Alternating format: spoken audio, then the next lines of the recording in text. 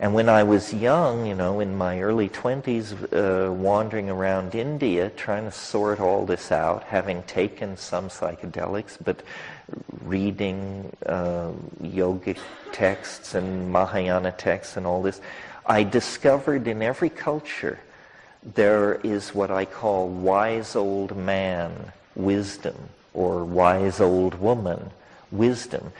In every culture at evening, you see sitting on porches men smoking pipes, old men. And these guys know something. They know something about life, how to till the soil, how to raise a family, how to, shepherd children through their marriages and so forth and so on. But what I did not find in these cultures was any knowledge of this gratuitous grace. This is like a secret of some sort. And it's a true secret in that telling it does not give it away. I know this because I've been trying to tell the secret for 25 years to anyone who would listen, as you listen tonight. And I don't know how many people hear, at what level people hear me. And there are many problems. First of all, there's the problem of dose. It's a physical problem. You can take a little of a psychedelic substance, or an effective dose, or a lot, or too much, and medically not be in any particular danger. The LD50 of these substances is such, let's take psilocybin as an example. Psilocybin is effective at 15 milligrams for a 145-pound person. But the LD50, the lethal dose, is something like 110 milligrams per kilogram of body weight. In other words, hundreds of times more than a dose that you would swear you were melting down, you were becoming the earth, you would never live to tell the tale. And actually, you're in no medical danger at all. So people have experiences of different dose levels. I've always been interested in what the literature describes as effective doses. What this means is that you're so loaded that a guy standing there with a clipboard looking at you is completely convinced you're totally loaded. All pretense dissolves. At these higher doses, the machinery of phenomenological description begins to come to pieces on you. And in my experience, someone mentioned the difference between mystical experiences and psychedelics. There are enormous similarities and enormous differences. If you study the mystical literature of Hinduism, Christianity, Buddhism, it all triangulates toward unitary states. The Bodhi mind, the white light, the ineffable, the unnameable, the radiance, vocabularies like this, which indicate some kind of homogeneity. Well, in my experience, though, when you push LSD, there is something somewhat like that. LSD is not my idea of the paradigmatic hallucinogen. It's different in many ways. Psilocybin is more the paradigmatic hallucinogen, and when you push it, there seems to be not this merging into the radiance, but a revelation of multiplicity, of detail, of complexification within complexification. Everything gives way to everything else. Everything is interconnected to everything else. But the impression is one of an overwhelmingly bewildering perfusion of phenomena. And, I've discussed this with lamas and these sorts of people, and they say, well, you're in the realm of samsara. You're in the realm of the multiplistic. Perhaps, but the sense of a hierarchy of judgment doesn't feel right. Somehow this all and everything, this teeming multiplistic universe that is revealed, seems to carry a message of ecstatic and transcendental import. It's all and everything, in Gurdjieff's phrase. And one of the ideas that I want to explore with you in the course of the weekend is, most discussions of psychedelics orbit around what will it be like when I take it? Well, that's very interesting and, of course, important to the individual. But to me, an equally interesting question is, what has been the impact of this experience on the evolution of human beings over hundreds of thousands of years?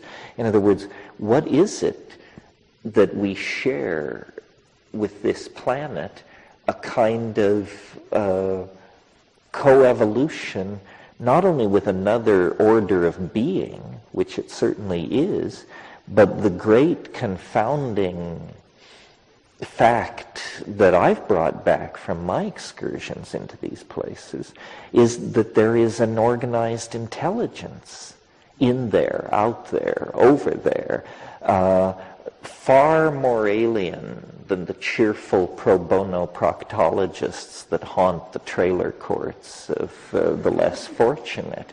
A truly alien presence, not interested in our gross industrial output or in imparting, salutary technology upon us. Well, then what does it mean that our culture has sealed us off from this information? I mean, our culture claims under the aegis of science to bring us news of quasars, kilochasms of time and space away, news of the activities at the nucleus of the cell, at the heart of the atom. And yet, here's a world that begins right behind your eyebrows, that any mention of it either brings talk of mental pathology or how you've transgressed certain laws of the village. In other words, this culture has reared the edifice of empirical understanding and modern science and existential philosophy. This edifice has all been put in place in complete ignorance and denial of a fact of experience that is approximately as easy to access as orgasm. I mean, by different means, but nevertheless not far away. And yet we in the West have navigated for 1,500 to 2,000 years with this simply an easily repressed rumor. How did we get into this situation? In other words, if there was a primordial era of shamanism and plant symbiosis and a mediated relationship with nature through the Gaian intelligence, how did we fall then into the domain of post-Renaissance, post-medieval, post-industrial culture? And then, what is the implication for the future of, in this dark hour of complete overcommitment to technology, economic solutions, rational reductionism, materialism, so forth and so on. In the darkest hour of our commitment to these things, this news arrives from these repressed Aboriginal people that we have marginalized and humiliated in the process of building our own version of a global culture. Well, obviously I'm not going to try to answer these questions tonight, but this, to my mind, in the 11th century, when the Islam swept across Asia Minor, in Isfahan, in Iran, they built these immense mosques with mosaicked, vaulted roofs. And one of the great historians of Islam said of the city of Isfahan in the 10th century, he said, it is half the world. A single city, half the world. In a way, psychedelics are half the world. And yet, how few people have ever visited these sites, have ever stared into these particular vistas of beauty. And as was said in going around the circle, the impact of these psychedelics, where they hit us hardest, is in the domain of visionary imagining and the effort to communicate about our visionary imaginings. In other words, where they hit us hardest is in the domain of art and invention and novelty. And we have built a culture that, however hostile it may be to the psychedelic experience, it is incredibly friendly toward novelty, innovation, creativity, cultural evolution, celebration of difference, so forth and so on. So I would like to believe that the long prodigal journey of Western humanity to a well-nigh perfect understanding of the nature of matter and energy and space and time, that prodigal journey can only be redeemed and made meaningful if the things learned in the shamanic descent into history, which it is a shamanic descent. I mean, we have achieved what the alchemists only dreamed of, and we've achieved it, strangely enough, by abandoning their illusions. They were epistemologically naive. You do not discover fusion by endlessly rarefying mercury. You do not disentangle DNA by heating chemical vessels in horse dung. We had to abandon the naivete of alchemy to achieve its goals, which were mastery of space and time, control of human longevity and health and psychological well-being. Well, at the center of the alchemical ideal was the idea of the stone, something part mineral, part mental, part spiritual, something drawn out of nature, but perfected by human artifice, and then reflecting back upon man a perfect world created through magic. This is the faith of the Renaissance magi, Marcello Ficino and Campanella and these people. It's a different idea than the idea of man as a fallen creature, or science's notion of man as a mute witness to a meaningless universe. The magical ideal that these things fertilize and support is the idea that humanity is somehow the co-partner, a full partner in creation, and that what God has brought into being, the human imagination can perfect. And it's a necessary faith for our time because the power that we have is so great.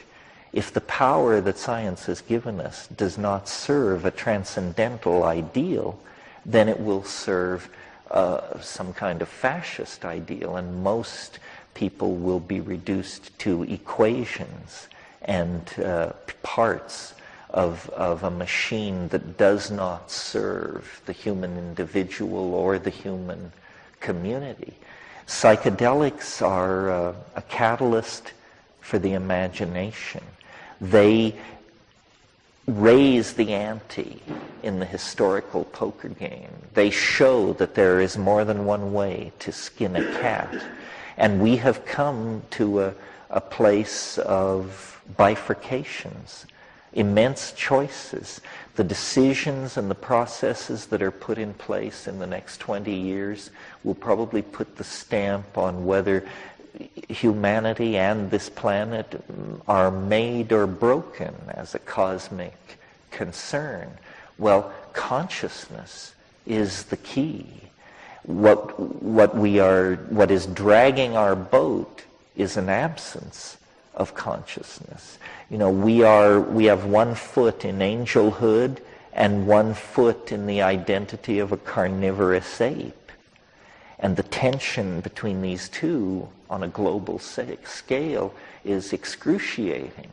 So if psychedelics, if there is one chance in 1,000 that they contribute an increased measure of consciousness to this situation, then they are a precious gift, a resource, an option, a possibility to be explored. I don't advocate these things because I think it's a sure thing or a safe path to the eschaton.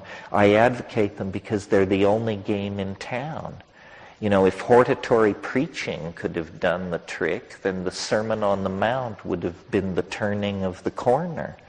But we have Buddha, we have Christ, we have these examples of enormously insightful spiritual beings who have delivered their message, and humanity has continued to flop on the seamy side. So it's not about an idea. An idea is not sufficient to transform us. It's about an experience. And this is the only experience I know that in the time given to us, on the scale given to us, we have a hope of actually cutting through the detritus of our historical experience and building a true human community. Well, that's all I really want to say this evening. I've gone over my time. Thanks for being so patient. All of these issues and many more will be reprised in the course of this weekend.